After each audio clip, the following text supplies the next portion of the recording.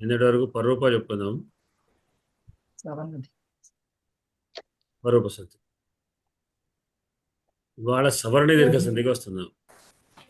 జనరల్గా మొట్టమొదటి సంధి మనం సంధి చెప్పేది మొదటి సంధిగా సవర్ణ దీర్ఘ సంధి చెప్తాం, కానీ ఇన్ని రకాలైనటువంటి దాంట్లోంచి ఈ సవర్ణత్వానికి మన సరిగ్గా ఎదుటని ఈ సూత్రం అకః సవర్ణే దీర్ఘ అనే సూత్రం.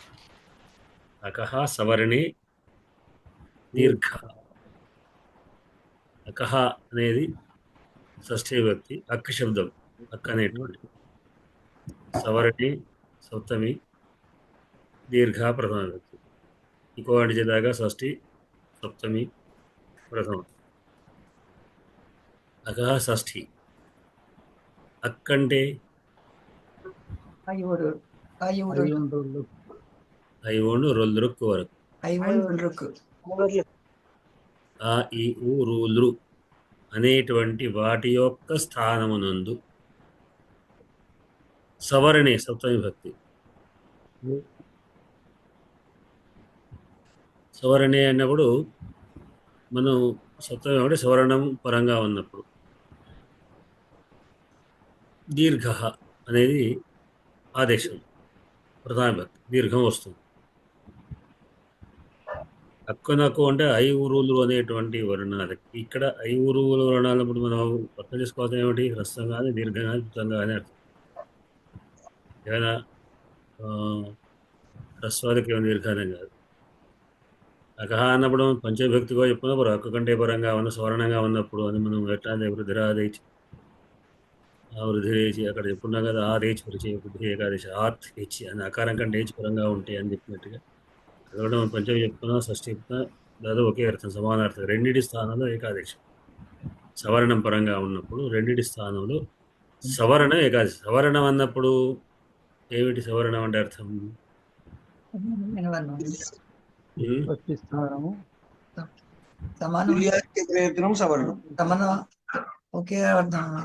సమానమైన వర్ణం. కడకమారు ఏమన్నారు? విన్యాస ప్రయత్నం. అదే విన్యాస సవర్ణత్వం అంటే ఏం చెప్పుకున్నాము? తాల్వాదిస్థానేషు ఆభ్యంతర ప్రయత్నేషు యస్య ఏన తుల్యం తన్మిథ సవర్ణ సంజ్ఞం స్యాత్ అని అక్కడ చెప్పుకున్నాం. అంటే స్థానాలు చెప్పుకున్నాం, తాల్వాది స్థానాలు. అట్లానే ఆ స్థానాల్లో ప్రయత్నాలు చెప్పుకున్నాం, ఆభ్యంతర ప్రయత్నాలు, బాహ్య ప్రయత్నాలు వగైరా చెప్పుకున్నాం. అంటే ఆ తుల్యాస ప్రయత్నం ఏం చెప్పింది? స్థానాల్లో అంటే ఒక వర్ణానికి మరొక వర్ణానికి సవర్ణత్వం ఉందా అన్నప్పుడు ఈ స్థానం ఆ స్థానం ఒకే స్థానంలో పుట్టడం కానీ, అట్లానే ఒకే విధమైన ప్రయత్నం, వాటికి ప్రయత్నాలు కూడా కలవాలి. స్థానాలు ప్రయత్నాలు కలిసినప్పుడు అది ఒకదానికొకటి సవర్ణత్వం వస్తుంది. దాదాపు అకారానికి అకారం, ఇకారానికి ఇకారం అని అనుకోవచ్చు. దాదాపు అని చెప్తున్నాను. దాదాపు ఎందుకు చెప్తున్నాను అంటే ఒక్కో చోట మనకు వేరే ఏమైనా అని అంటే సవర్ణత్వం అంతే. మిగతా స్థాన సామ్యాలను వేరే వేరే కావచ్చు. సవర్ణార్థం మాత్రం ఒకే వర్ణాన్ని ఒకే స్థానంలో ఒకే వర్ణం ఏదంటే ఉంటుంది సవర్ణత్వం వస్తుంది. కనుక అకహ సవర్ణే అచి, మళ్ళా సవర్ణమైన అచ్యపరంగా ఉండాలి. సవర్ణత్వం అన్నప్పుడు మళ్ళీ వేరే హల్లుల్లో కూడా కలిసే అవకాశాలు ఉంటాయని. కనుక హక్కు కంటే సవర్ణమైన అచ్చు అంటే సవర్ణమైన అక్కే అనుకోవాలి. సవర్ణమైన అచ్చు పరంగా ఉన్నప్పుడు పూర్వపరయో దీర్ఘ ఏకాదేశ స్యాత్ అనేది సూత్రం. ఇంకా దాదాపుగా పిండితార్థం ఏమిటి అంటే అకారానికి అకారం, ఇకారం ఇకారం, ఉకారం ఉకారం, ఉకారం ఉకారం, ఇకారం అకారం. దానికి ఉదాహరణ మనకు ఒకటి దైత్యారిహి, ఒకటి దైత్యా హరిహి, దైత్య హ్రస్వకారం, హరిహి రత్నస్వరం. శ్రీష, ఇక్కడ శ్రీ దీర్ఘము, ఈ దీర్ఘం, ఈశా దీర్ఘం అనగా దీర్ఘాలు ఉన్నా అని అర్థం. అంటే హ్రస్వాలున్నా దీర్ఘాలున్నా. విష్ణు ఉదయ, విష్ణు హ్రస్వం, ఉదయ కూడా హ్రస్వం, దీర్ఘం వస్తుంది. ఉకారం. ఈ ఉకారానికి అది అకారానికి, ఈకారానికి, ఉకారానికి. ఓతృకార. ఓతృ రుకార. హోతృకార ఇక్కడ దీర్ఘం వస్తుంది. అంటే మొత్తానికి ఈ అంటే ఎటున్నా అకారము హ్రస్వాకారములకు దీర్ఘము, హ్రస్వానికి దీర్ఘం ఉన్న, దీర్ఘానికి హ్రస్వం ఉన్న, రెండు దీర్ఘాలైనా రెండు హ్రస్వాలైనా వచ్చేది మాత్రం దీర్ఘమే అని వస్తుంది. దాదాపు ఇవన్నీ మీకు చాలా ఉదాహరణలు తెలిసే ఉంటాయి. ఇప్పుడు మనం దేవాలయం లాంటిది కానీ నేను ఒక మాట అడగచ్చా? చెప్పండి. ఇంతవరకు విష్ణుదయ అని వినలేదు. విష్ణుదయ అనే దాంట్లో ప్రత్యేకత ఏంటండి?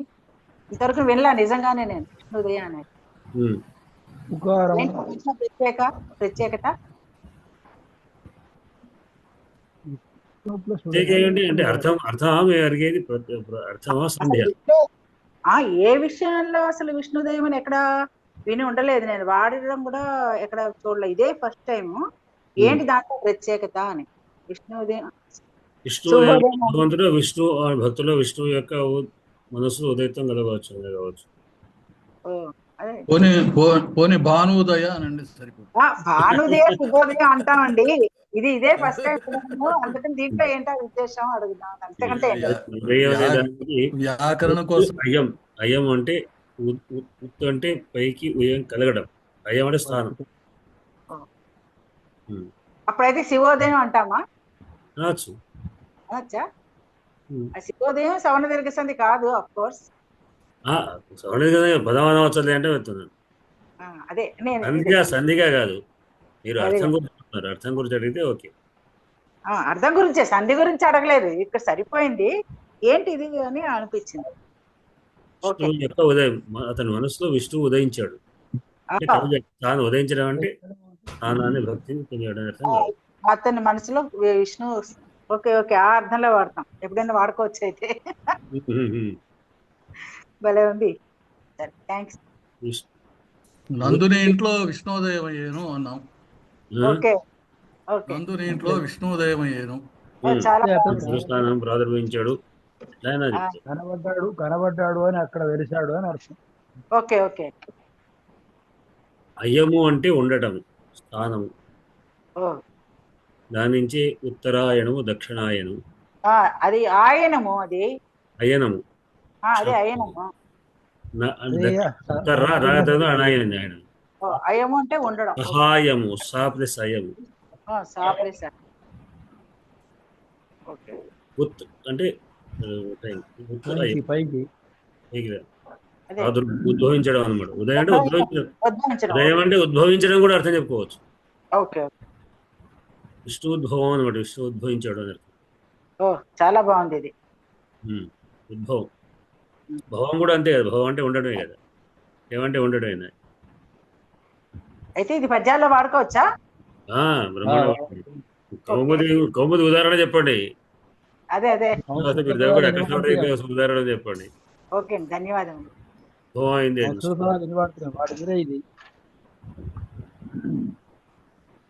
విష్ణుద్భవం అనే పదం బదులు విష్ణుదయం అవడానికి తేలికైన పదాలు ఉన్నాయి, ఉదాహరణ తీసుకోవచ్చు. ఇంకొకటి ఏమిటంటే, మీకు ఈ దీంట్లో ఈ ఉదాహరణ చెప్పినటువంటివన్నీ కూడా, ఈ సంధికి ఈ ఉదాహరణ మీకు దాదాపుగా సూత్రం కింద వృత్తుల్లో ఇవి ఉంటాయి. ఇవి నేను లేకుంటే ఇంకేదో వేరే వ్యాఖ్యాకాలు రాసిన వృత్తిలోనే సూత్రం కింద వృత్తి ఉంటుంది, వృత్తిలో ఉదాహరణలు ఉంటాయి. ఇవన్నీ కూడా మనకు పురాణాల్లో కానీ కొన్ని గ్రంథాలలో వ్యాకరణ శ్లోకాలు ఉంటాయి, వ్యాకరణ శాస్త్రాలు కూడా ఉంటాయి. మీరు పురాణాలు చదువుతారు, పురాణం అంటే కేవలం కథలే కాదు, శాస్త్రాలు, చాలా శాస్త్రాలు నిలయమైనటువంటి పురాణం. అటువంటి వాటిలలో అట్లానే భర్తృహరి నాట్యశాస్త్రం, అగ్నిపురాణం, వీటిలో ఈ సంధులు చెప్తూ సంధులపై ఈ ఉదాహరణ కనబడతాయి, ఇవే ఉదాహరణ కనబడుతుంది. అంటే ఈ కోయండిచికి శుద్ధిపాస్య ఇవే కనబడతాయి. వాటిలోంచి ఈ వృత్తికారుడు తీసుకొని ఉంటాడో, లేకుంటే వృత్తికారుడు ముందుగా వాటిలో వచ్చినా, మొత్తానికి అంటే చాలా వ్యాకరణాంశాలు చెప్పేటువంటి అవి ఒక రకంగా ఇక్కడ సూత్రాలుగా పాణిని మరి సూత్రాలు ఉన్నాయి, కానీ అక్కడ శ్లోకాలు కారికలు ఉంటాయి ఇవా చెప్పేటువంటి దానికి ఉదాహరణలుగా ఇవే ఉంటాయి ఈ పదాలు. అంటే ఈ ప్రసిద్ధమైనట్టు వీటికి ఈ ప్రసిద్ధమైన పదాలే ఉన్నాయి, వాటినే మనం ఇక్కడ చెప్పుకుంటున్నాం. ఇట్లా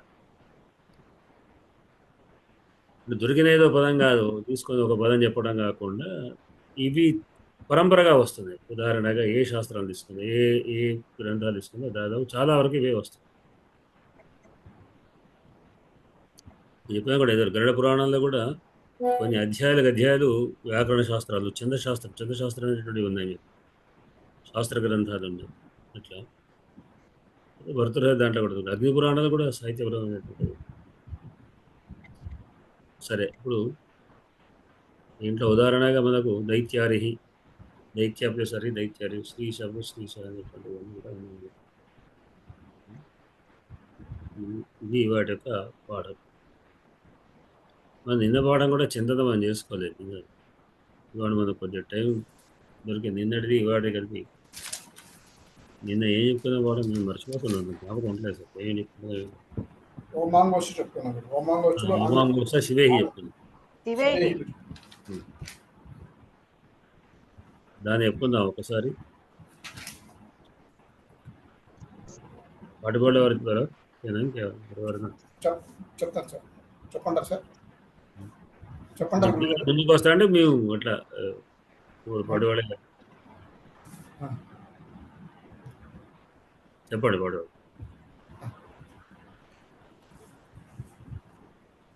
ఈ పరరూప సంధిలో మరొక సూత్రం ఉమాంగోశ్చ, మొన్న చెప్పుకున్నాం మనం. ఈ ఉమాంగోశ్చలు అంటే ఓం అంగ్, ఈ రెండు పరరూపంగా ఉన్నప్పుడు అకార అవర్ణానికి పరంగా వచ్చినప్పుడు ఆ పరరూపం ఆదేశంగా వస్తుంది, ఏకాదేశమే వస్తుంది అనేటువంటిది ఈ సూత్రంలో తెలియజేసుకుని చెప్పుకున్నాము. అందులో మొదటి ఉదాహరణగా ఓం అన్నప్పుడు శివాయోం నమః అన్న ఉదాహరణలో చెప్పుకున్నాము. అకారానికి ఓం పరంగా వచ్చినప్పుడు ఓం మార్పు చెందకుండా వృద్ధి కానీ గుణం కానీ రాకుండా పరరూపం మాత్రమే అయినటువంటి ఓంకారం మాత్రమే, ఓం మాత్రమే పరంగా వచ్చి ఏకాదశమే వస్తుందని మొన్న మనం చదువుకున్నాము. అయితే అందులో రెండు రూపాలు ఉన్నాయి, రెండు పదాలు ఉన్నాయి. ఒకటి ఓం మరొకటి ఆంగ్. మొన్న మనం ఈ ఆంగ్ గురించి చెప్పుకున్నాము.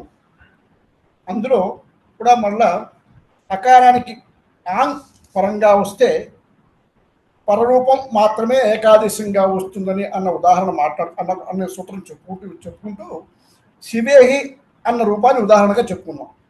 ఈ శివేహిలో శివ ప్లస్ ఏహి అనేటువంటి రూపం, దాన్ని మనం రూపసాధన చేయవలసి వచ్చినప్పుడు అకారానికి ఏకారం పరంగా ఉంది. ఆద్గుణాశ్రతం ప్రకారం గుణం రావాలి, దాన్ని ఖండిస్తూ వృద్ధి రావాలి. ఈ రెండు రాకుండా ఓమాంగోశ్చ సూత్రం ప్రకారం పరరూపం ఏకారం ఆదేశంగా వస్తుంది అని మనం నిర్ణయించుకున్నాం. అయితే సూత్రంలో చెప్పుకుంది ఓం మరియు ఆంగ్, కానీ ఇక్కడ ఈ ఆంగ్ అన్నది లేదు. అది లేనప్పుడు ఈ సూత్రం ఎలా వర్తిస్తుంది అన్నది మనం రూపసాధన చేసుకుంటే శివ ప్లస్ ఏహి అన్న పదం తీసుకున్నప్పుడు ఈ ఏహి అనేటువంటిది ఆంగ్ ఉపసర్గపూర్వకమైనటువంటి ఇల్ గతవ్ ధాతువు యొక్క లోట్ మధ్యమ రూపానికి ఇహి అన్న దానికి లోట్ మధ్యమ పురుషానికి ఇహి అన్న దానికి ఆంగ్ ఉపసర్గ కలిస్తే మళ్ళా హలంత్య అన్న సూత్రం ప్రకారం అక్కడికి పెడితే ఆ ఆంగ్లో రెండవ ఇత్ అయినటువంటి ఆంగ్ లోపిస్తే ఆ ప్లస్ ఇహి ఏహి అన్న రూపం అయ్యి ఇప్పుడు శివ ప్లస్ ఏహిలో శివేహి అయింది. ఈ ఆంగ్ కనపడలేదు, కానీ ఆంగ్లోంచి వచ్చినటువంటి ఏహి అన్న రూపంలో ఏకారం ఉన్నది కాబట్టి ఈ ఏకారాన్ని ఆంగానే స్వీకరించి మనం ఓమాంగోచ్చ ప్రకారం శివ ప్లస్ ఏహి శివేహి అన్న రూపం సిద్ధిస్తుంది అన్నది మొన్న మనం చదువుకున్నటువంటి. ఇందులో దీనికి అంతాదివచ్చ అనేటువంటి మరొక సూత్రం కూడా మనం మాట్లాడుకున్నాం. ఈ రెండు స్థానాలందు ఒకటే వర్ణం వచ్చినప్పుడు ఏకాదశం ఏదైతే ఉందో అది పూర్వవర్ణానికి పరవర్ణానికి కూడా పనికొస్తుంది. ఇక్కడ ఏహి అన్న దాంట్లో ఆ ప్లస్ ఈ రెండు ఉన్నాయి.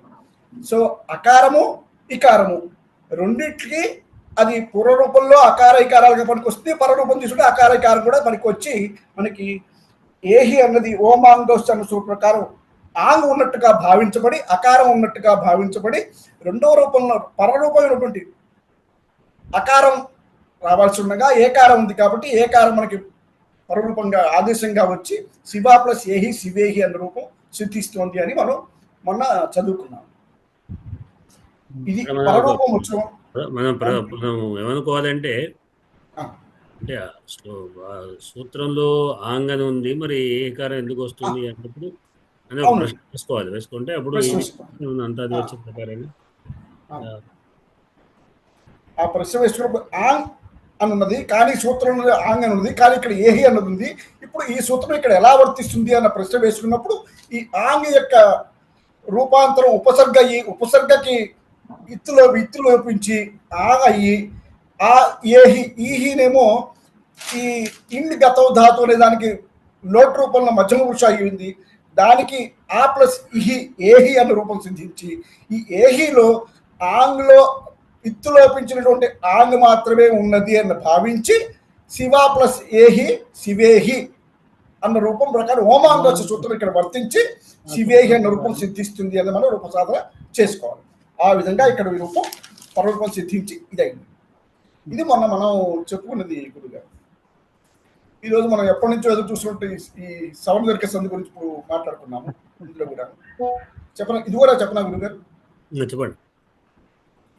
ఈ సవర్ణ దొరికే సంధి సాధారణంగా తెలుగు వ్యాకరణంలో మొట్టమొదటి చదువుకుంటాం. ఇది సరే ఇప్పుడు ఇన్ని దేశంలో చాలా సులభంగా అనిపిస్తుంది.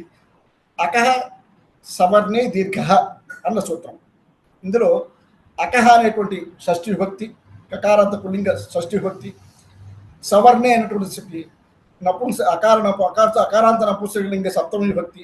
అంటే షష్ఠి విభక్తి అంటే స్థానమందు అన్నది మనం మొట్టమొదటి అనుకున్నాం. కాబట్టి ఈ అకార స్థానమందు అనేది నిర్ణయించుకుంటే సవర్ణే అన్నది సవర్ణం పరంగా ఉన్నప్పుడు సప్తమి విభక్తి కాబట్టి సవర్ణం పరంగా ఉన్నప్పుడు అని అర్థం చేసుకుంటే అక్కడ దీర్ఘ అన్నది ఇది ప్రథమ విభక్తి కాబట్టి దీర్ఘం ఆదేశంగా వస్తుంది, ప్రథమ వ్యక్తికి ఆదేశంగా వస్తుంది అని మొట్టమొదటి మనం అనుకున్నాం. కాబట్టి ఈ విధంగా అకారాంతమైన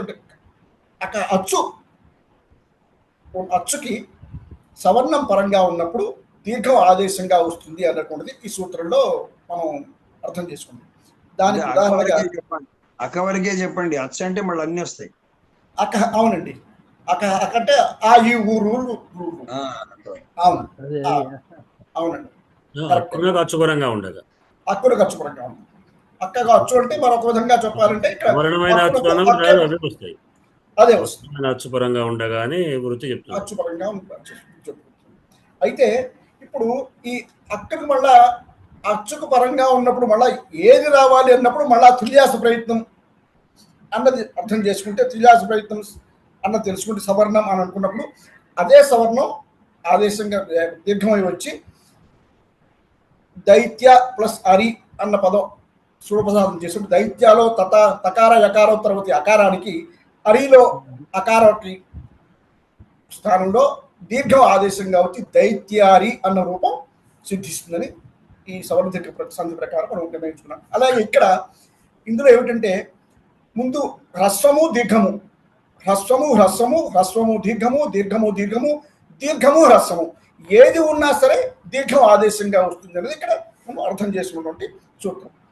ఈ అలాగే ఇక్కడ ఇందులోకి వస్తే అకారానికి అచ్చు అకారం ఆకారం వస్తుంది, ఇకారం పూర్వం పరంగా ఉన్నప్పుడు ఈకారం వస్తుంది, ఉకారం ఉన్నప్పుడు ఊకారం, రుకారం ఉన్నప్పుడు రుకారం, రుకారం ఉన్నప్పుడు రుకారం వస్తుంది. మనం ఈ విధంగా గ్రహించుకున్నాం. ఇందులో ఉదాహరణకి మనం అకారానికి దైత్యారి అనే పదం అర్థం చేసుకున్నాము. ఇకారం వచ్చినప్పుడు శ్రీశ, స్త్రీ ప్లస్ ఈశ, శకార రకారోత్తరవర్తి రేఫోత్తరవర్తి ఈకారానికి ఇక్కడ ఇంకొకటి ఏమిటంటే శ్రీశాలో కానీ విష్ణువుదయ వీటిలో ఆ, అంతే ఇది మనం ఏది ఇకో ఎనర్జీ రావచ్చు, ఆ, కానీ దాన్ని ఖండిస్తూ వస్తుంది అన్నమాట ఇది సవర్ణత్వం. ఆ. అవునండి. ఇక శ్రీస మీరు చెప్పారు, మీరు రాశారు ఇక్కడ.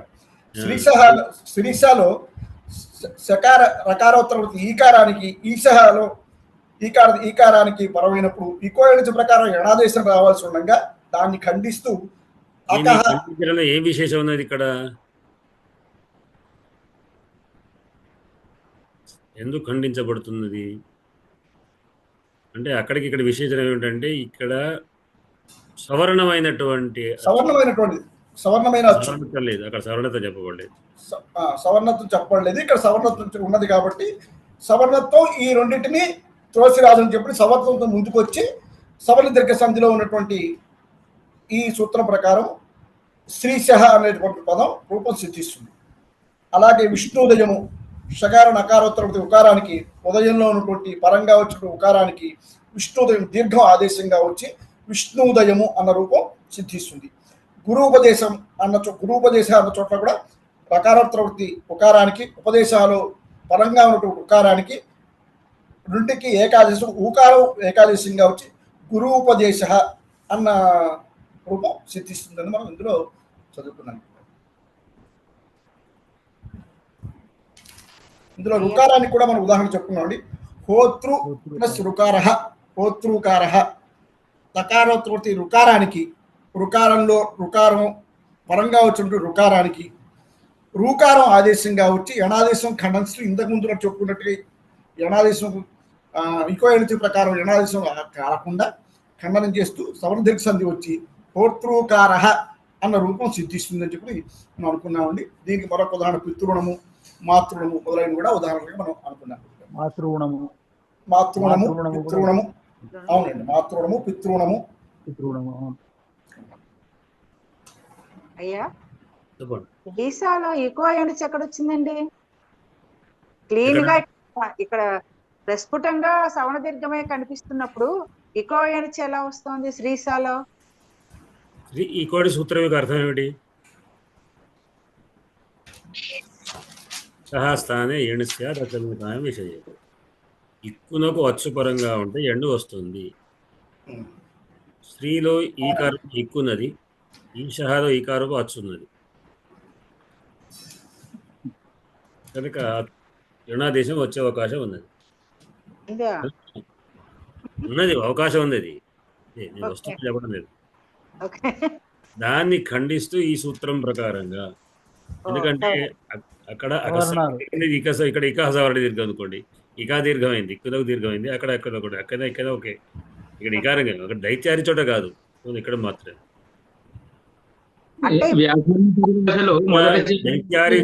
దైత్యారి చోట గుణం చెప్పుకోవచ్చు. వర్ణాదశి పరే గుణం దైత్యారి అకారంగా అచ్చు పరంగా ఉంది, అక్కడ గుణం రావాలి, అది దైత్యారి.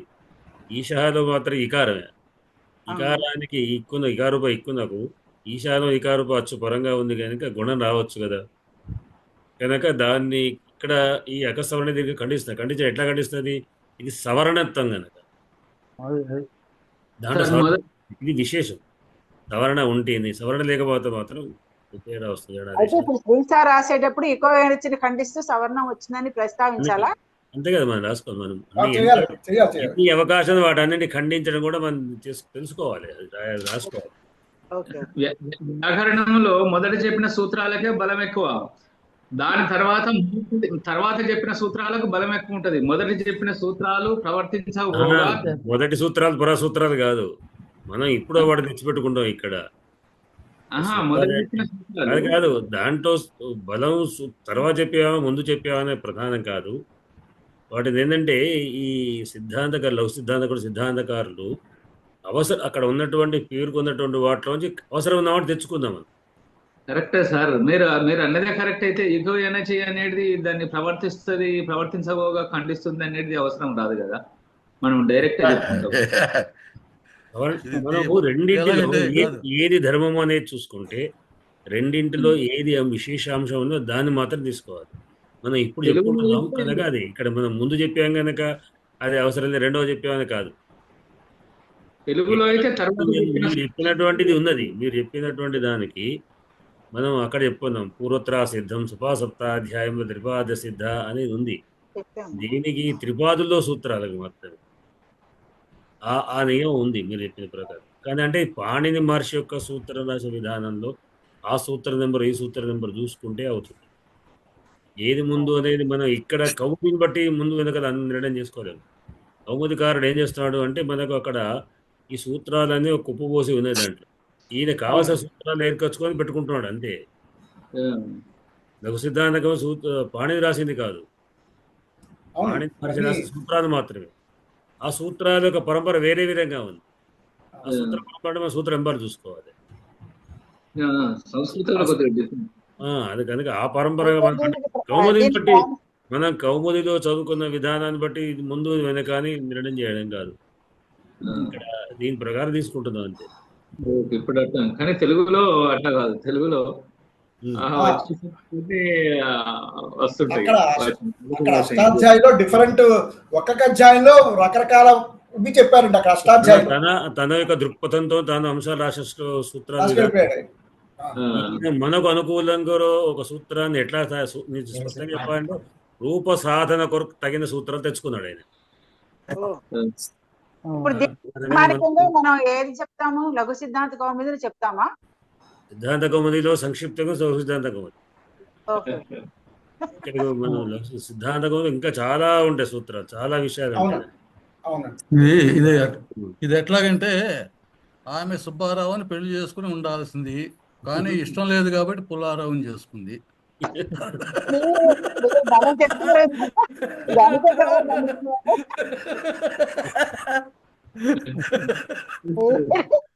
మీరు ఉండవలసిన వారు దండుకోండి వారు.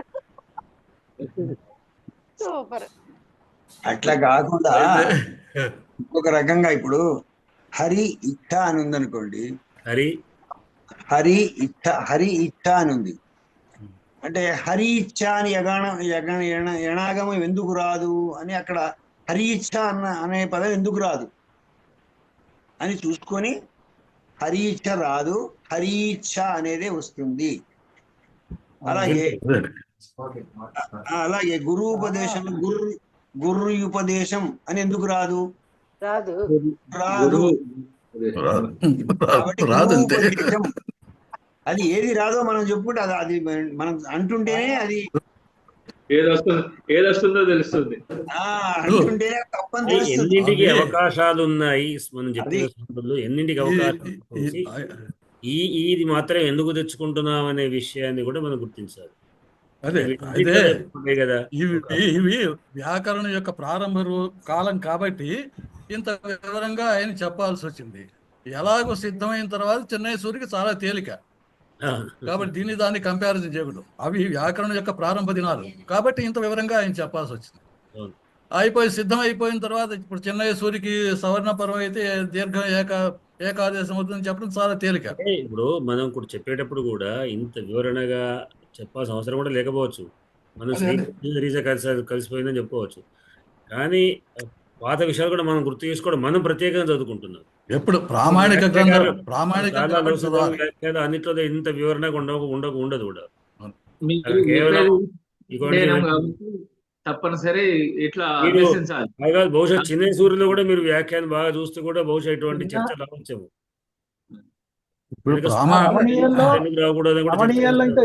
చిన్న సూరి రమణీయంలో చాలా వివరంగా ఇచ్చారు, చిన్న సూరి కూడా డైరెక్ట్ చూస్తానికి పోతే మనకు అర్థం కాకపోవచ్చు. అపరాలు కూడా చర్చించే వ్యాఖ్యానాలు రాస్తారు, శ్రీరామూర్తి అవకాశం లేదు అనేటువంటి దాన్ని వ్యాఖ్యానం దొరుకుతుంది.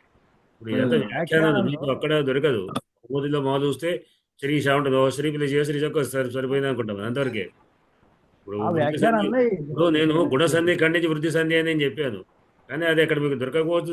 అన్ని వ్యాఖ్యానాలు కాదు, ఏమన్నా అక్కడ ఉంటుంది వృద్ధి సంధిలో కూడా ఎందుకు మనం చెప్పుకున్న కృష్ణాభిషేక ఎక్కడ కృష్ణ కదా అక్కడ ఎక్కడ అయిపోయింది అనుకుంటాం, కానీ గుణం కూడా వచ్చే ఉంది కదా అనేది ఒక దృష్టి. అన్ని అక్కడ వ్యాఖ్యానాలు మనం పట్టించుకోము, మనం డీప్గా పెడుతున్నాం దాంట్లో. అంటే ఇవి కూడా ఉన్నాయి, ఇవి ఇప్పుడు ఖండిస్తూ మనం అంటే అవి ఎందుకు రాకూడదు అని కూడా మనం ఆలోచించాలి. వెనుక వాడింది కూడా. అందుకని మీకు చెప్తుంటే నాకు ఐడియా వచ్చి మళ్ళీ చెప్తున్నాను. ఇక్కడ గుణసంధి కూడా ఉంది కదా, ఇక్కడ ఇది కూడా వచ్చేది ఉంది కదా అని. అవునండి. వాటిని కూడా మనం ఎక్కువ ఎనర్జీ, గుణసంధి, వృద్ధి సంధి ఈ 3 పర్ఫెక్ట్ గా చూసుకుంటేనే మనకి సవర్ణ దీర్ఘంలో ఏది వస్తుంది ఏది రాదు అనేది అర్థమైంది. అది వస్తుంది. ఇక్కడ వృద్ధి సంధి మనకు ఎక్కువ అవకాశం లేదు, కానీ ఇక్కడ ఒకటే పాయింట్ తో కట్ చేశాడు. ఇప్పుడు ఏంటంటే ఇంటి స్థానమున అచ్చుపరముగా ఉండగా అనేసరికి ఏడవచ్చు అన్నాడు. అచ్చుపరంగా ఉన్నది ఒక పాయింట్, కానీ ఇక్కడ సవర్ణం అనేటువంటి దాంతో ఖండిస్తున్నాం మనం. దాని సవర్ణానికి పోతున్నాం. సవర్ణం అంటే దాంట్లో మనం చెప్పేటువంటి సూత్రంలో కానీ వృత్తిలో కానీ ఏ విషయం దానికి దీనికి ఖండించడం, ఇదే ఎందుకు రావాలి, సవర్ణ దీర్ఘం ఎందుకు రావాలి, మరి గుణమో లేకుంటే ఇది ఎణాదేశం ఎందుకు రాకూడదు అని ప్రశ్న చేసుకుంటే మనం దానికి దీన్ని కంపేర్ చేస్తున్నప్పుడు ఇప్పుడు దాంట్లో మనకు మన విశేషాంశం అంటే ఇది మెయిన్ థీమ్. సామాన్య ధర్మాన్ని విశేష ధర్మం ఖండిస్తుంది. ఆ ప్రకారం మనం చూసుకుంటూ రావాలి ప్రతి చోట కూడా. సామాన్య ధర్మం దానికి ఏముంది, దీనికి దీంట్లో విశేష ధర్మే ఉంది. ఇప్పుడు గుణం చోట వృద్ధిని ఖండించాం, గుణాన్ని ఖండిస్తూ వృద్ధి తీసుకుందాం, వృద్ధి చోట మళ్ళీ ఖండిస్తూ దానికంటే విశేషమైన పర్వపం చెప్పుకుందాం, దానికంటే పర్వపం మళ్ళీ విశేషం మళ్ళీ వృద్ధిగా చెప్పుకుందాం. ఇట్లా అంటే ఆ వాటిలో ఉన్నటువంటి దాంట్లో ఏం విశేషాలు ఉన్నాయి, చెప్పిన దాన్ని ఖండించడానికి ఏం విశేషాలు ఉన్నాయని కూడా మనం బాగా డీప్గా వచ్చారు. మామూలుగా పాట చెప్పండి ఇంత చెప్పక్కర్లేదు, చెప్పుకుంటాం, కూడా చెప్పుకుంటాం, వృద్ధి అంటే వృద్ధి చెప్పుకుంటాం, సరే వెళ్ళిపోతుండవు. ఎప్పుడైనా గుర్తు వచ్చేటప్పుడు కడకలు లాంటి వారు అడుగుతుంటారు, మరి ఇది ఎందుకు రాకూడదని, మరి అక్కడ ఉంది కదా లక్షణంగా ఉంది కదా, మీరు ఎందుకు చెప్పలేదు అంటే అప్పుడు మనం మళ్ళీ విచారు కనుక ఈ ప్రశ్న రాకుండా ఒకే విషయం అంటే ఈ అంశాలన్నీ ఏమున్నాయి. ఎందుకంటే మళ్ళీ మనకు ఆలోచన వస్తుంది ఎప్పుడైనా మనం మామూలుగా చదివినప్పుడు, అవును మరి ఇక్కడ ఉంది కదా, ఈ సూత్రంలో ఉంది కదా, మరి ఈ సూత్రంలో ఇది ఎందుకు పాటించకూడదు అనే అంశాలు కూడా మనకు రావచ్చు. అంటే అయ్యా ఒక వ్యాసము రాస్తున్నప్పుడు ఒక విషయం గురించి అప్పుడు పూర్వ వాళ్ళు ఈ డెఫినేషన్ లో ఇలా పెట్టారు, వాళ్ళు ఇలా చెప్పారు, వీళ్ళు ఇలా చెప్పే టైప్ లో ఇవన్నీ రాయాలా మనం? అవును కదా, అంతే మరి. మనం అంటే డీటెయిల్ గా రాయాలంటే ఇవన్నీ తీసుకోవాలి. డీటెయిల్ గా మనకు కావాల్సినటువంటిది ఏవులుగా మీరు మామూలుగా రాసినా చాలు, శ్రీ ప్లస్ శ్రీ షహ అన్నప్పుడు ఇక్కడ శ్రీ అనే చోట ఇక దీనికి అకస్మాత్ 2 సవర్ణతో ఉంది కనుక శ్రీష వచ్చింది కదా. ఒక సవర్ణ దీర్ఘ సంధి కూడా ఉందంటే చాలా చదివింది వేరు. ఒక వ్యాఖ్యానంలో గురువు గారు ఒక పుస్తకంలో ఎణాదేశ సంధి గురించి కేవలం 5 లైన్లు చెప్పారండి. 5 లైన్లు. ఈ పుస్తకంలో నేను ఏమంటున్నా, లఘు సిద్ధాంతకమూలి పుస్తకాలు మీ చిన్నవి కూడా దొరుకుతాయి, రాశారు అంతగానే. ఎందుకంటే బర్డెన్ చేయకుండా మీకు 21 రూపాయలకు దొరుకుతుంది. అది చిన్న పుస్తకం, దాంట్లో అర్థము కింద ఉదాహరణ అంతే. ఇవాళ వెళ్ళానండి, దొరకలేదు నాకు. 3 విడిగా దొరుకుతాయేమో అని కూడా వెళ్ళి అడిగాను, దొరకలా. తొందరపడి ఒక పుస్తకం తీసుకున్నానండి, శ్రీ కృష్ణానంద మఠం వారిది, సంస్కృత వ్యాకరణం అని. అది సిద్ధాంత కౌముది మీద ఆధారపడింది. అందులో కేవలం 5 లైన్లు ఇచ్చాడు ఎణాదేశ సంధి గురించి. రాశాడు, అది షార్ట్ ఉండాలనే రాశాడు. ఎందుకు ఇదండి వారు చెప్పారు కదా ఇప్పుడు శ్రీకృష్ణానంద మఠంలో నుంచి సంస్కృత వ్యాకరణం. ఇదండి నేను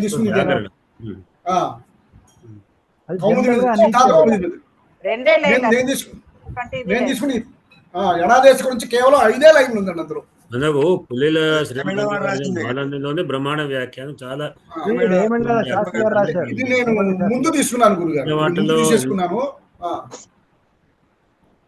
అంటే చదివే వాళ్ళకి బాగా కన్ఫ్యూజ్ కూడా అవుతుంది ఇవన్నీ ఇంత చెప్పేసరికి. అంటే బాగా అర్థం చేసుకుంటూ వస్తే పర్వాలేదు, మామూలుగా సడన్ గా వాళ్ళకి ఈ గుణం ఏంటి అదేమిటి ఏదో డైరెక్ట్ ఉన్న విషయం చెప్పక ఇవన్నీ ఎందుకు పని లేకనా.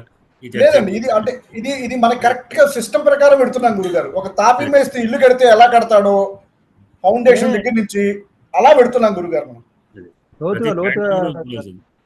కరెక్ట్ గా పూర్తిగా పునాదుల దగ్గర నుంచి పెడుతున్నాం మనం. సారు చెప్పేది శాస్త్రాధ్యయనం కాబట్టి ఇదే కరెక్ట్. మామూలు విద్యార్థికి అవసరం లేదు, శాస్త్రాధ్యయనం చేస్తున్నాం, మామూలు అధ్యయనం కాదు. విద్యార్థికి మామూలు ఉంటుంది. కౌముది ఎన్నిసార్లు చెప్పినా మళ్ళీ ఏదో కొత్త విషయాలు కనబడుతూ ఉంటుంది. నేను 30 ఏళ్ళకి పైగా చెప్పాను, 35 మళ్ళీ కొత్త పాఠం చెప్పి మళ్ళీ కొత్త విషయాలు కనబడుతున్నాయి. ఈ పుస్తకం ప్రకారం ఆ రోజుల్లో శాస్త్రీ సేతు అవి చదివినప్పుడు సంస్కృత అకాడమీలో 5 మార్కుల క్వశ్చన్ కి వచ్చాము. ఇప్పుడు మీరు చెప్పే నోట్స్ అంతా రాసుకుంటే 15 మార్కుల క్వశ్చన్ అయిపోతుంది. అది మాకు మధ్యలో దూరం ఓ అందుకే ఈ ఓ సందేహం. అలంకారాలు ఉన్నాయి. ఇంద్రాలోకం లాంటి అలంకారాలు చెప్తున్నాయి. భూమాయత్ర సాదృశ్య లక్ష్మీరజు వంశీయ కృష్ణదేకేరి స్వర్గంగా అవరి ఇంతే చెప్తున్నది. ఒక అలంకారం ఒక శ్లోకత అయిపోతున్నది. కానీ దాంట్లో వెళితే మీకు ఒక్క ఉపమాలంకారమే 100 రకాలుగా ఉన్నది. అవును, అది ఉన్నాయి. అలంకార సర్వాసాలు దాంట్లో వెళితే ఎన్ని రకాలైనటువంటివి ఉన్నాయి అనేటువంటిది పోతుంది. అంటే డీప్గా వెళ్ళినా కొద్దీ రకరకాలైనటువంటి విషయాలు వస్తాయి. ఏదో రుయ్యకుడు దాంట్లో అలంకార సర్వస్వం, చాలా కావ్యదర్శనంలోను, కావ్య దర్శనంలో ఉందండి. వీటిలో అన్నిట్లలో అట్లానే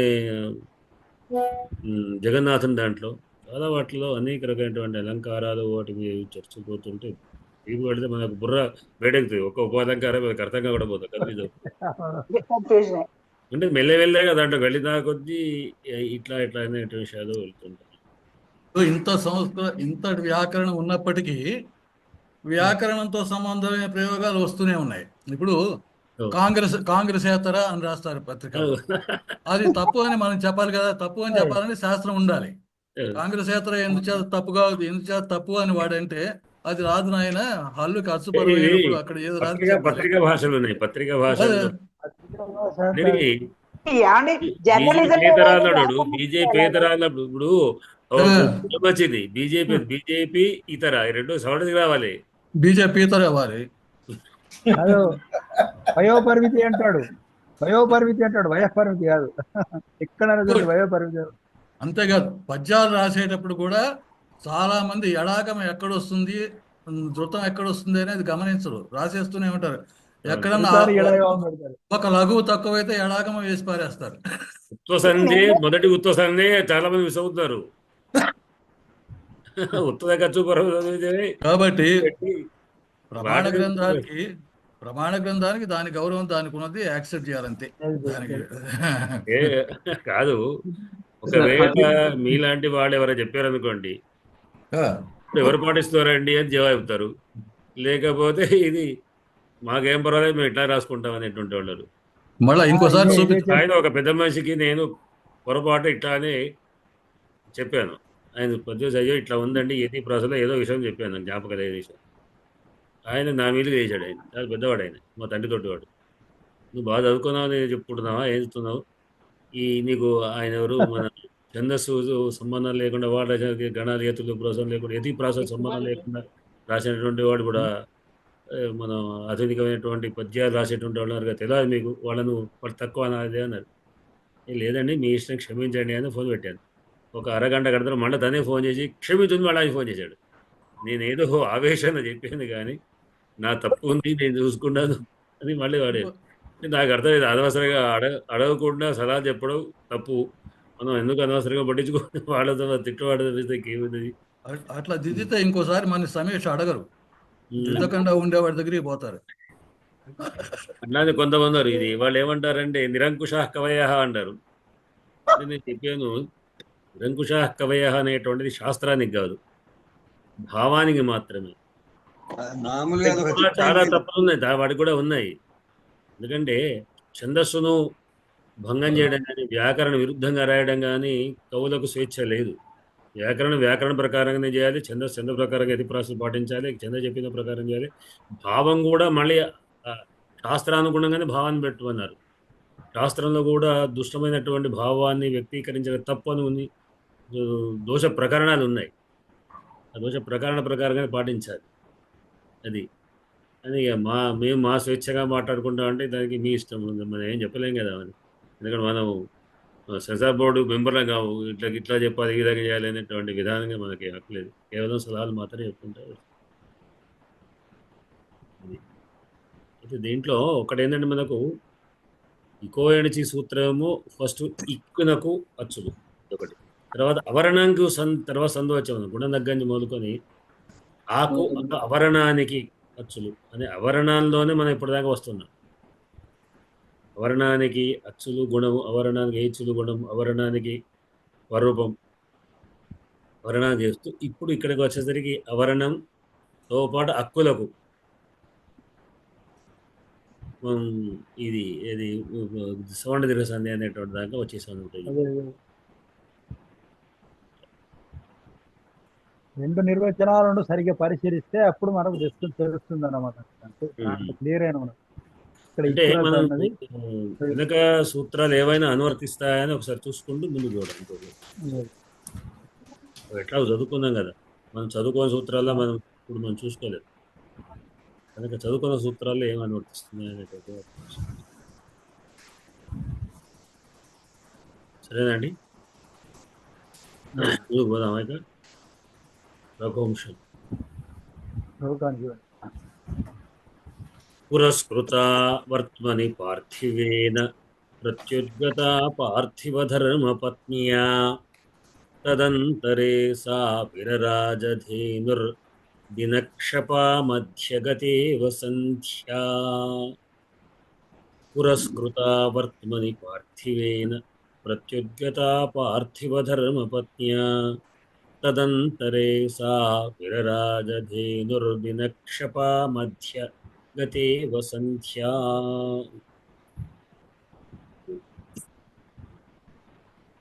పడుకున్న వారు చదువుతారా శ్లోకం?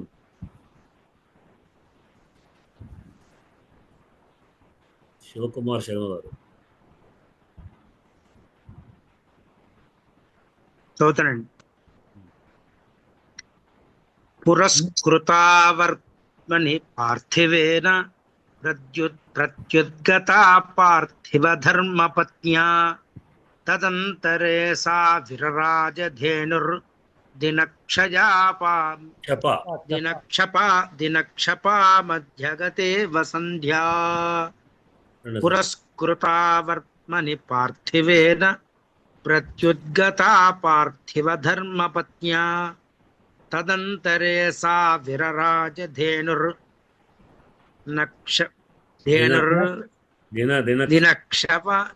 దినక్షప మధ్యగతే వసంధ్యా. గంటల వారు ఉన్నారా లైన్లో?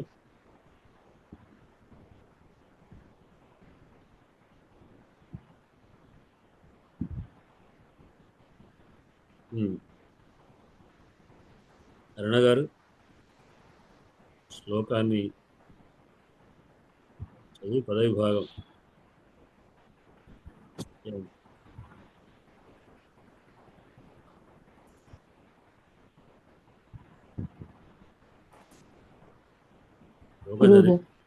శ్లోకం చదివి 2 సార్లు చదవండి శ్లోకాన్ని, పదవి భాగం చేయండి. పురస్కృతా వర్త్మని పార్థివేన ప్రత్యుద్గతా పార్థివ ధర్మపత్న్యా తదంతరే సా విరరాజధేనుర్దినక్షపా మధ్యగతే వసంధ్యా.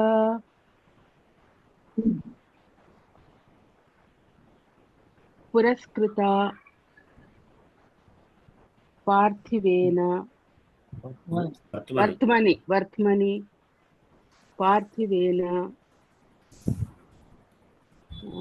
ప్రత్యుద్గత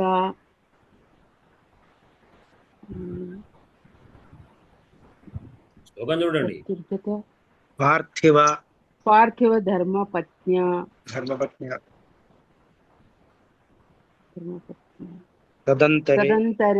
తదంతరే సా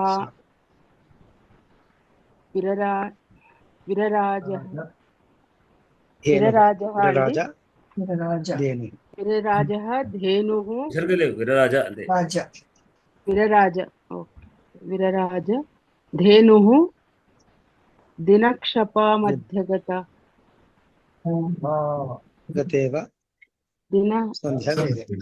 దినక్షపా మధ్యగతేన అవును గత ఇవ సంధ్యా.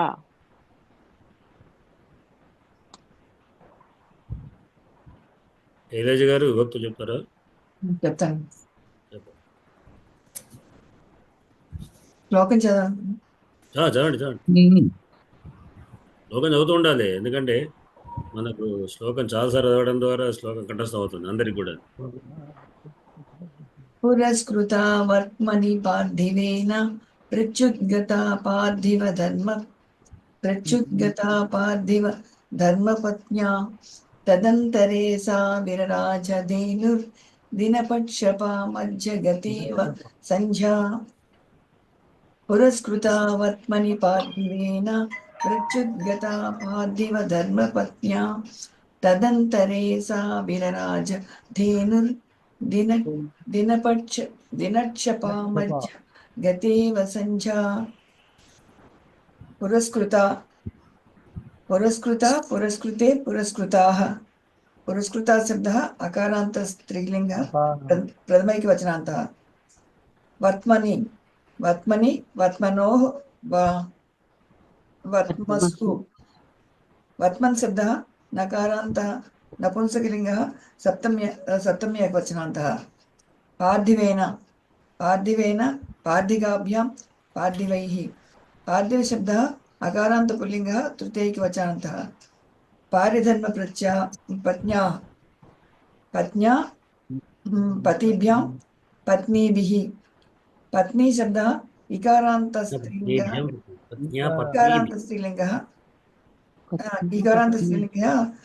तृतीयैकवचनान्तः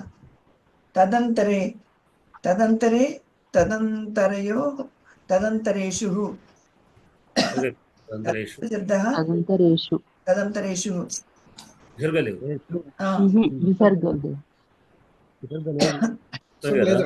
విసర్గ ఉంది కదా అంతరేషు అంతేనండి అంతరే అంతరయోః అంతరేషు బహువచనంలో విసర్గ ఉంటుంది బహువచనగా సో అంది కదా రామేషు రామయోః అనగడ అట్లా రామేషు తదంతర శబ్ద అకారాంత నపుంసకలింగ సప్తమి ఏకవచనాంతః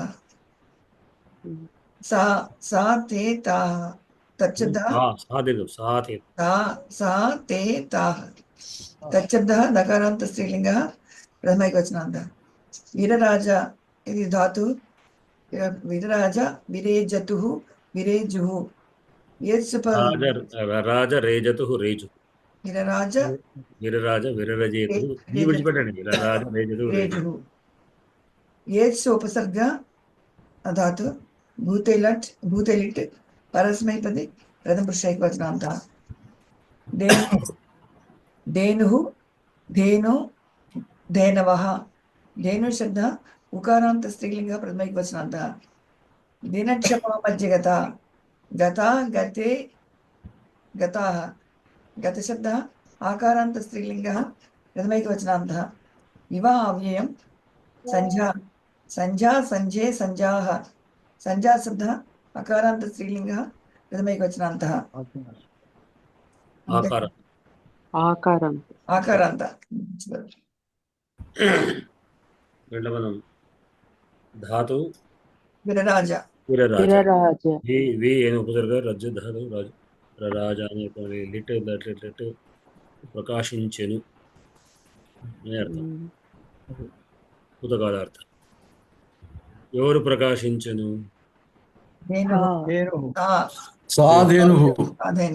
అనాథ్ సామడ విశేషం ధేను అనేటువంటిది విశేష పదం ధేను సా ఎటువంటిది సా అనమాట అటువంటిది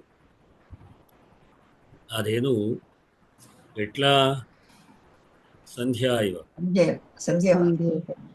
సంధ్యావళి సంధ్య ఎటువంటిది కథం భూత ఎటువంటిది అంటే కథం పోతాను ఎటువంటిది అంటే క్షపా ఇవ దినము క్షప దినక్షప ద్వంద్వ సమాసం అంటే దివసము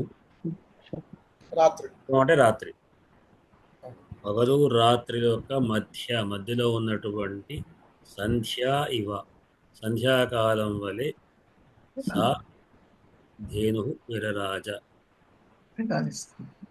ప్రకాశించు ఎక్కడ తదంతరే వారి మధ్యలో తయోహో అంతరం తదంతరం ఇద్దరి మధ్యలో ఎవరిద్దరి మధ్యలో అంటే ఎవరితో అంటే అట్లా ఎట్లా అంటే ఏ విధంగా అయిందంటే ప్రత్యుద్గత ఒకవైపు ఏమో ప్రత్యుద్గత అంటే ఎదురు వస్తున్నాడు ప్రతి ఎదురు ఉద్గత వస్తున్నటువంటి ఎదురు వస్తున్నటువంటి ఉద్గతమైనటువంటిది ఎవరి చేత అంటే పార్థధర్మపతి పార్థివ ధనువుతో ఎగిరేగుతున్నటువంటిది. అట్లా పునఃకథ పోత పురస్కృత, ముందు ఉంచబడినట్టు. పుర అంటే కృత చేయబడింది, ముందు ఉంచబడినది. ఎవరి చేత? పార్థివేన. ఎక్కడ? రాజు చేత మార్గంలో ఆమె అనుసరిస్తున్నాడు. అంటే పురస్కృతం అంటే రాజు చేత ముందు ఉంచబడింది, అంటే రాజు అనుసరిస్తున్నాడు. రాజు చేత ముందు ఉంచబడినటువంటిది. అట్లానే పార్థివ ధర్మపత్ని, రాజుగారి యొక్క ధర్మపత్ని అయినటువంటి రాణిగారి చేత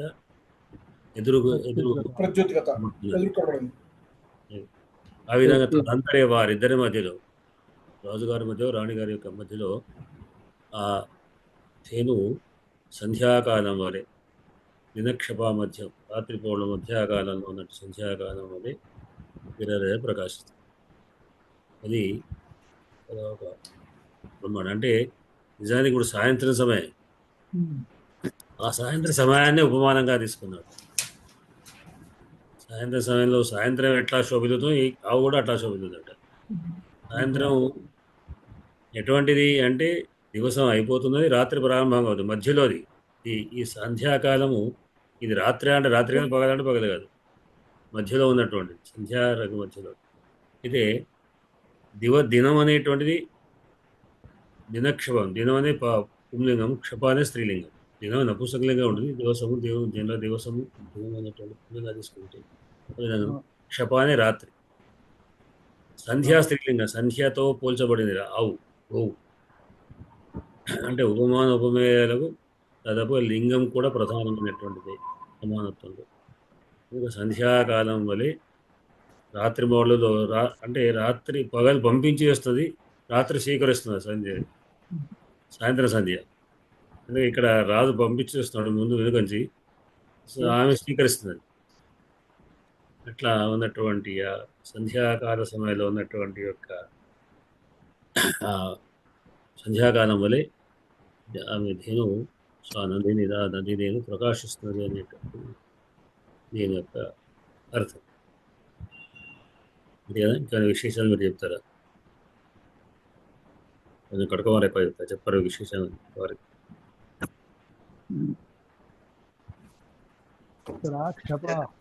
మీరు అనుమతిస్తే అయ్యో, అందువరకు అడుగుతాను, మూలే అడుగుతుంది. నాకు తోచినటువంటి ఇది చెప్తాను. ఎందుకంటే చెప్పండి.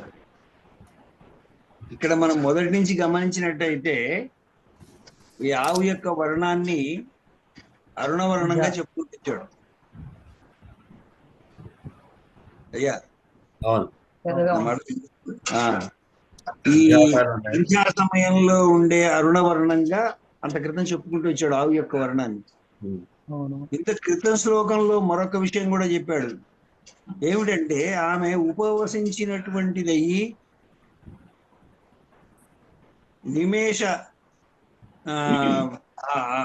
నిమేష అలస పష్ట పంక్తితో కలిగినటువంటి లోచనాభ్యాం అని చెప్పడం జరిగింది. ఆమె అంటే అక్కడ ఎక్కడైతే భర్త దూరంగా ఉండడం వల్ల ఆమెను చీకటిగా పోల్చడం జరిగింది.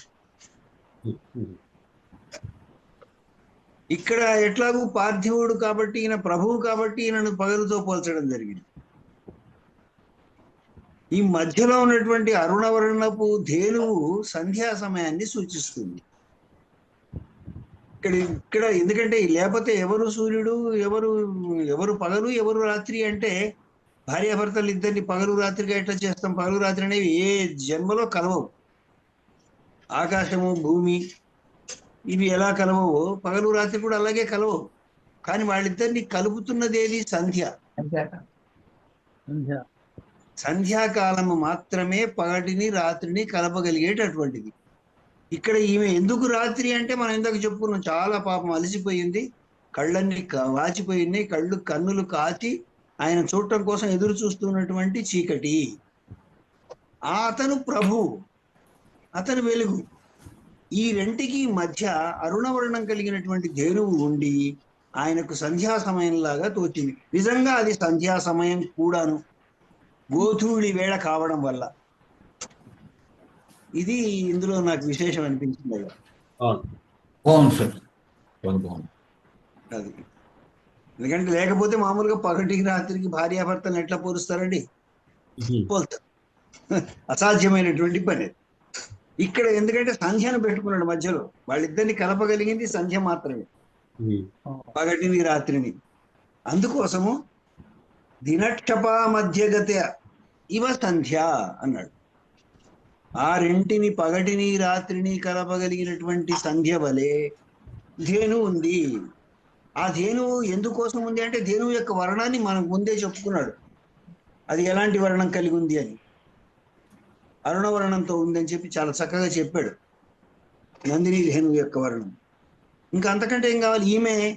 ఈమెను చీకటిగా ఎందుకు పోల్చాల్సి వచ్చింది అంటే అది కూడా చెప్తున్నారు. భర్త యొక్క వియోగముతోటి భర్తను చూడకుండా ఉంది ఒక రోజంతా, ఆమె కన్నులు కాయలు కాచున్నాయి, ఆమె అతని కోసం వీక్షిస్తూ ఉంది, కాబట్టి ఆమెను రాత్రిగా పిలిచాడు. వీళ్ళిద్దరిని కలపగలిగింది ధేనువు మాత్రమే. ఇది నా యొక్క భావం. అయ్యా ఏదైనా అతిగా మాట్లాడితే క్షమించండి.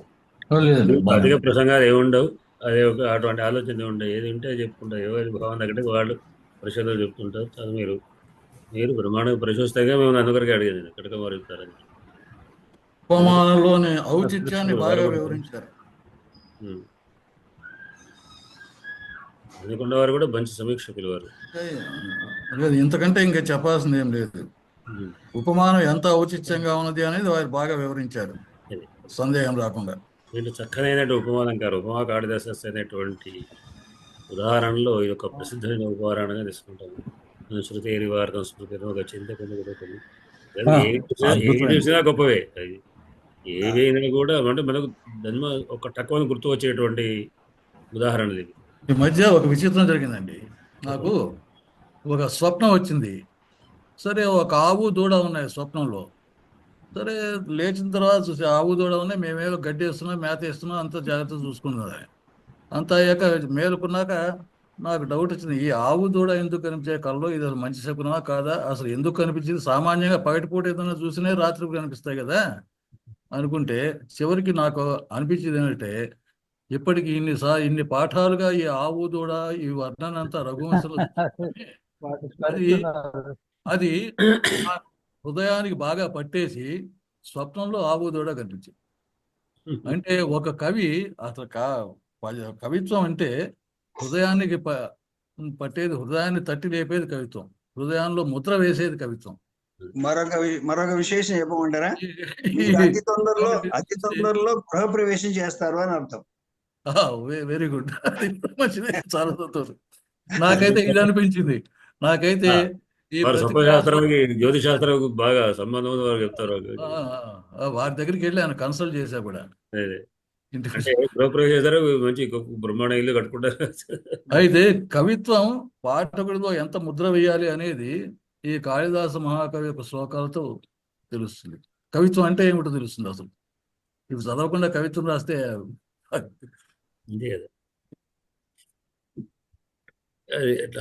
చక్కగా సమర్థించుకోవడం చాలా చక్కగా సమర్థిస్తాడు.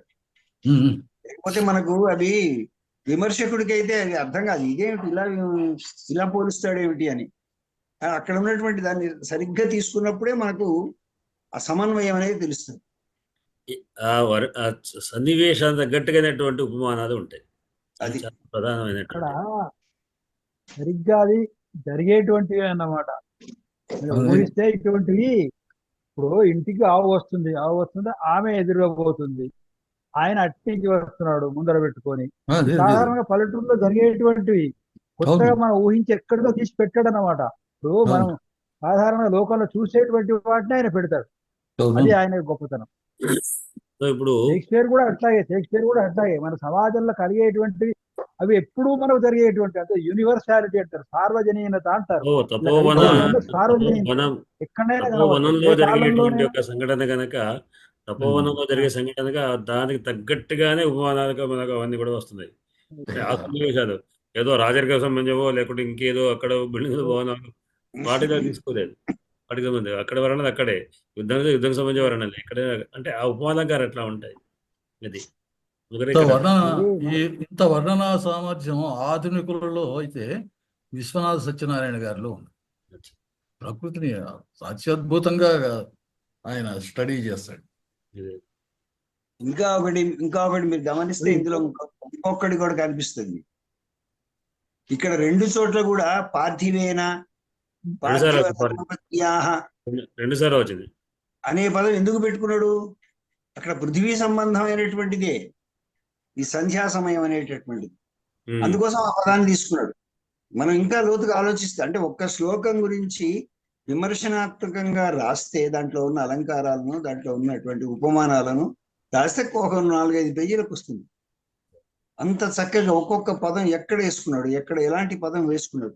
ఇంత క్రితం కూడా మనం అనుకున్నాం ఒకసారి, మధ్యమలోక అధిపతి అని ఎందుకు వాడుకున్నాడు? మధ్యమలోకాధిపతి అని వాడుకోవాల్సిన చోట మధ్యమలోకాధిపతి అని ఎందుకు వాడుకున్నాడు? అట్లా ఒక పదం వేసేటప్పుడు ఆయన తూచి, బంగారాన్ని తూచినట్టు తూచి వేస్తున్నాడు. అది మనం గమనించుకోవాలి. ఇక్కడ పార్థివేన పార్థివ ధర్మపత్నియా అనడంలో కూడా ఆ రకమైనటువంటి అదొకటి మనకు. అది మీరు ఇంకొకటి ఏంటంటే, ఆయన రాజు ఈమె రాణి అనేటువంటి విషయాలు కూడా మనం స్ఫురణ చేస్తున్నాడు. అంటే ఏదో ఒక గోపాలకుడు మామూలు గొల్లవాడు తను వెళ్తున్నాడు అనే విధంగానో, లేకుంటే ఏదో కాదు ఏదో గోవు సేవ చేసి గోవు నడిపించేవాడు కాదు, ఈయన గొప్ప రాజు అయినా కానీ ఈ విధంగా చేస్తున్నాడు అనేటువంటి విషయాన్ని, ఆమె రాణి అయినప్పటికీ కూడా ఈ విధంగా ఎదురు చూస్తూ దీక్ష వహించి ఎదురు చూస్తూ ఆ గోవును స్వాగతం పలుకుతున్నది. ఏదో వచ్చాడు అక్కడ కట్టివేస్తున్నాడు అనే విధంగా కాకుండా ఇస్తున్నాడు అనేటువంటి కూడా మనకు అంతర్లేదు. పూజ్యభావంతో అట్లా చేస్తున్నారని అర్థం. పూజ్యభావంతో ఇక్కడ అదే నిన్నటేమో ఉపోషితాభ్యామ లోచనాభ్యాం, ఈ పదం ఉత్ప్రేక్ష అలంకారంలోనూ దాదాపుగా వీటిలోనే కనబడుతుంది. మనకు ఉపమాలంకారంలోనే ఇవ పదాలు ఉంటాయి. కాకపోతే అక్కడ ఇవ పదం ఉత్ప్రేక్షకు అనుకూలంగా ఉంటుంది, అది ఊహాజన్య పోలికలు ఉంటాయి. ఇక్కడేమో మనకు అక్కడ ప్రత్యక్షంగా కనబడేటువంటి ఉపమాలంకారంలో ఉంటాయి.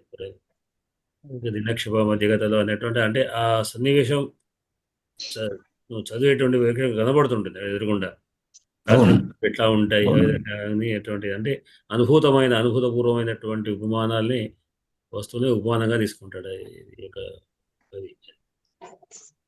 ఏ శ్లోకం చూసినా అంటే అది ఇప్పటికి సార్వజనీయత అంటారు, షేక్స్పియర్ దాంట్లో కాళిదాసు దాంట్లో. అది ఏ కాలానికైనా వర్తిస్తుంది అన్నమాట. వాళ్ళు ఉపయోగించేటువంటి ఒక అలంకారాలు, ఉపమానాలు ఏ కాలానికైనా వర్తిస్తే ఎప్పుడైనా చెప్పుకోవచ్చు. అట్లా అన్నమాట. క్యారెక్టర్స్ వాళ్ళు చిత్రీకరించిన కూడా అట్లా ఉంటాయి. వాళ్ళు శ్రీదేవి గారు శ్లోకం చదివితే మేము ముగిస్తాము ముగింపుగా. ఇప్పటికి 10 సార్లు వల్లె వేశారు శ్రీదేవి గారు. మేము ఎవరైనా చదివినా కూడా వల్లె వేసింది, ఆమె కూడా చదివింది, నోటికి చెప్పగలుగుతుంది ధారణ. పురస్కృతావత్మని పార్థివేన ప్రత్యుద్గతా పార్థివ ధర్మపత్న్యా తదంతరే సా విరరాజధేను దినక్షపా మధ్యగదేవ సంధ్యా. నిజంగానే శ్లోకాలు నేను బట్టి పడుతున్నా. పట్టాలి. నేను పాఠం చెప్పేటప్పుడు శ్లోకాలని కంఠస్థం చేయమంటాను, అంటే క్లాస్లో వాళ్ళకు అప్పచెప్పించుకోమంటాను. పోగా రోజు కూడా నేను ఇప్పుడు మనం ప్రార్థన చేసేట్టుగా ప్రార్థనా శ్లోకాలతో పాటు మొత్తం ఆ రోజు వరకు అయిన శ్లోకాలన్నీ కూడా ఒకసారి మొత్తం ఆవర్తన పారాయణం. నేను వచ్చేసరికి వాడు చదువుతుంటారు మొత్తం. ఇప్పుడు క్లాస్లో మన ఇక్కడికి వచ్చినాక వచ్చినప్పుడు రేటా ప్రార్థన శ్లోకాలు చదివినట్టుగా అట్లా శ్లోకాలు 1 నుంచి ఎన్ని అయితే అన్ని బాగా టైం తీసుకుంటే కొన్నా కట్ చేసి మొదటి 5 ఫస్ట్ ప్రారంభంలో 5 తీసి కట్ చేయండి, తర్వాత తీసుకుంటే తర్వాత మెల్లమెల్లగా పెరిగిన కొద్దీ ఇటు మొదటి కట్ చేసుకుంటూ, అంటే 1 నుంచి 10 వరకు, 5 నుంచి 15 వరకు, 10 నుంచి అట్లా, లేదా 20 శ్లోకాలు అయితే 1 నుంచి 20 శ్లోకాలు, 10 అట్లా శ్లోకాలు అందరూ చదివేవాళ్ళు. ఈ చదవడం రోజు చదవడం ఏమవుతుందంటే కంఠస్థం అయిపోతుంది అదొకటి. ఒకసారి హఠాత్తుగా ఈటీ వాళ్ళు ఎవరో వచ్చారు, ఎవరో పట్టుకుందంటే అక్కడికి వచ్చారు, నా క్లాస్లోకి వచ్చారు. మీరేం చెప్పండి అంటే చెప్పడం ఏంది, వాడు చదువుతారని చెప్పాను, మొదలు పెట్టుకున్నారు. వాళ్ళు వరుసగా చదువుతుంటే ఇక చాలు ఇక మాకు టైం అయిపోయింది అన్నారు. అప్పుడు శ్లోకాలు వరుసగా చదువుకుంటూ పోయినారు. మొన్నండి భగవద్గీత మహాకోటి యజ్ఞం పెట్టారు కదా, రాస్తున్నాం కదా, వాళ్ళు అదే నియమం పెట్టారు. రాస్తున్న వాళ్ళు ఇంతవరకు రాసింది కాకుండా అంతకుముందు రాసిన కూడా చదివి ఇది రాయండి అని చెప్పారు చదువుతూ. అలాగే చేయాల్సింది. సరేలే, మనకు వచ్చినదే అయినా కూడా మళ్ళీ పునరావృతం అయ్యింది. ఇంతవరకు రాసినవన్నీ చదవాలట. 18 అధ్యాయాల్లో రాసేస్తూ మళ్ళీ చదవమన్నారు. రాయడానికి 1 గంట పడుతుంది, మళ్ళీ ఇది చదవడానికి మళ్ళీ ఉంటుంది. రోజు చదవడం అంటే మనం కంఠస్థం చేయడం ఒకటైతే, ఈ ఆవర్తన దాన్ని పారాయణం మీరు అదే భగవద్గీత పారాయణం అంటాం, శ్లోక పాఠాలు చదివితే ఆవర్తన అంటాం. అంటాం. దానికి అవే పేరు మార్పులే కానీ ఒకటే విషయం. ఇవి చేయడం ద్వారా ఆ కంఠస్థం చేసేది ఆగుతాయి. లేకపోతే కంఠస్థం చేస్తాం, విడిచిపెడతాం, మళ్ళీ కొద్ది రోజులకు మన జ్ఞాపకం ఉండదు. దానికి అంటే మనం ఎట్లయితే పూలన్నీ ఒక దిగి చేసే దానికి దారంతోని ఒక దిగేసి మాలైనట్టుగా ఈ ఆవర్తన అనేది దావరం లాంటిది. అది అన్నింటిని బిగబట్టి మొత్తం చేస్తుంటుంది. రోజు శ్లోకాలు అందుకని నేను ఏమంటే మీరు అందరు కూడా పదవిభాగం చేసి అందరు శ్లోకాలు చదవండి ఒకసారి. ఇప్పుడు మొదటిసారి చెప్పినప్పుడు పాఠంలో అందరితో శ్లోకాలు చదివించుకుని చదివిన తర్వాత వాళ్ళ పాఠం ముందుకు వెళ్ళేది. అప్పుడు అంటే ప్రతి వాడు 2 సార్లు శ్లోకం చదవండి. తర్వాత పదవిభాగం ఎవరు చెప్పేవాళ్ళు ఒక రకరకాల ముందే అందరూ చదివేస్తారు. ఈ శ్లోకాలు చదవడం ద్వారా మాటికి చదవడం ద్వారా జ్ఞాపక శక్తిలో కొంచెం ఎక్కువ ఉంటుంది. సరే అండి మరి. స్వస్తి ప్రజాభ్యః పరిపాలనాం న్యాయేన మార్గేణ గోబ్రాహ్మణేభ్యः శుభమస్తు నిత్యం. లోకాः సమస్తా సుఖినో భవంతు. స్వస్తి. శివరాత్రి అందరికి కూడా ధన్యవాదాలు. శైలజ గారు ధన్యవాదాలు. నమస్కారం. సరే ఎండ్ చేస్తున్నాం.